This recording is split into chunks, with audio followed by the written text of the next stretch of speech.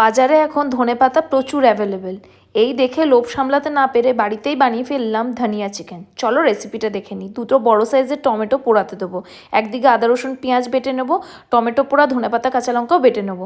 1.5 KG chicken নেবো, তার মধ্যে পেঁয়াজ আদা রসুন বাটা, সঙ্গে দেবো হলুদ গুঁড়ো, লঙ্কা গুঁড়ো, কিছুটা জিরে গুঁড়ো, ধনে গুঁড়ো, গরম মশলা গুঁড়ো, কিছুটা সর্ষের তেল, তার সঙ্গে অ্যাড করব নুন আর কেটে রাখা ধনেপাতা। এই সব কিছু দিয়ে ভালো করে মাখিয়ে ম্যারিনেট হতে দেবো। কড়াইয়ে তেল দিয়ে শুকনো লঙ্কা তেজপাতা দিয়ে বেশ খানিকটা কুচানো পেঁয়াজ ভালো করে লাল লাল করে ভেজে নেব। আর ওই যে টমেটো আর ধনেপাতা কাঁচা লঙ্কা বেটেছিলাম ওটা দিয়ে খুব ভালো করে কষিয়ে নিয়ে ম্যারিনেটেড চিকেনটা দিয়ে দিতে হবে।